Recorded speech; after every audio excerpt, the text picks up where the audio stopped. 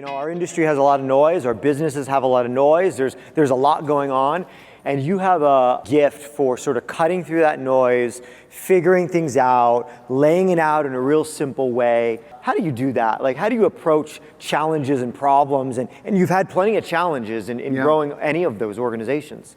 Yeah, I think, a lot of that ability that I've developed over the years, Chris, is I credit a lot of it to approaching every single day with really a servant mindset. I operate every single day in the contribution of others. Think about the noise that surrounds a lot of decisions in business. The most fundamental thing is to separate how we feel from what we believe, and to operate as business owners with a tremendous amount of honesty and candor, and to get to the problem that we're trying to solve. What is the problem that you're trying to solve? Separate the feelings from the belief, and then just be very honest with, okay, what is the best path in the spirit of what's in the best interest of the other person on the other side of this decision, and just try to always operate that way. And I'll give you a perfect example, and maybe we'll talk about this. When I got to Berkshire, there was a franchise sales team. They weren't doing that good, and the problem we were trying to solve was growth. So the first element of being honest was, well, what are you guys selling, guys and gals? What are y'all selling? I was selling the brand.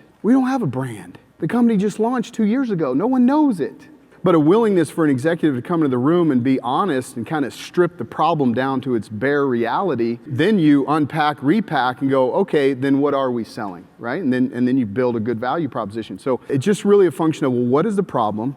Eliminate the feeling from the belief, like I believe we can do this, and then just operate in the spirit of service of the others. What do you think are the feelings that get in the way then?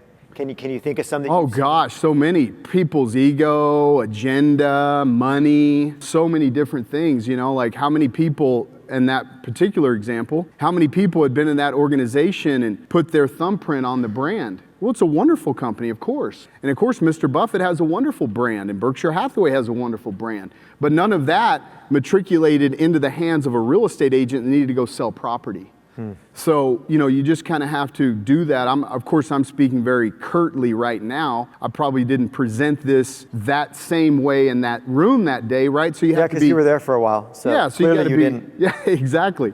They didn't kick me out. But yeah, so I think you just have to be, realistic about, whether it's an agenda or people's income or what they're trying to get out of it, and just try to be diplomatic about how you go about finding the solution and path forward. Okay.